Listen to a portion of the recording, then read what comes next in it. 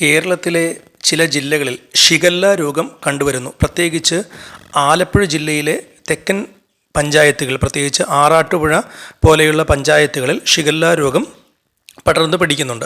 Shigella രോഗം മൂലം പുതിയ അധ്യയന വർഷം ആരംഭിച്ചിട്ട് പോലുമില്ല പ്രസ്തുത പഞ്ചായത്തുകൾ.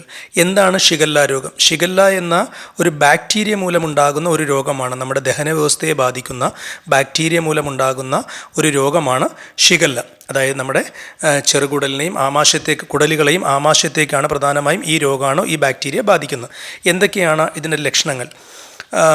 എങ്ങനെയാണ് ഈ രോഗം പകരുന്നത്? പ്രധാനമായും മലിനമായ ജലത്തിലൂടെയും കേടായ ഭക്ഷണത്തിലൂടെയും പഴങ്ങൾ, അതുപോലെ തന്നെ പച്ചക്കറികൾ എന്നിവ കഴുകാതെ ഉപയോഗിക്കുന്നതിലൂടെയും ഷിഗല്ല ബാധിതരായുമായി അടുത്തിടപഴകുന്നതിലൂടെയും അതുപോലെ തന്നെ ഷിഗല്ല രോഗം ബാധിച്ചവരുണ്ടാക്കുന്ന ഭക്ഷണങ്ങൾ കഴിക്കുന്നതിലൂടെയുമാണ് പ്രധാനമായും ഈ രോഗം ഉണ്ടാകുന്നത്.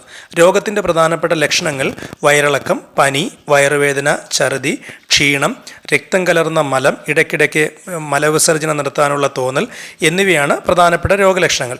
വയറിളക്കത്തോടൊപ്പം തന്നെ രക്തസ്രാവവും ഉണ്ടായേക്കാം. ഷിഗല്ല ബാധിച്ച ഒരാളുമായി സമ്പർക്കം പുലർത്തിയതിന് 1-2 ദിവസങ്ങൾക്ക് ശേഷം രോഗലക്ഷണങ്ങൾ ആരംഭിക്കുന്നു. ചിലരിൽ രോഗലക്ഷണങ്ങൾ പ്രകടമാകാൻ ഒരാഴ്ചയിൽ കൂടുതൽ വരെ സമയമെടുത്തേക്കാം. അതുപോലെ തന്നെ പ്രധാനമായും ഭക്ഷ്യസുരക്ഷ നാം ഉറപ്പാക്കണം.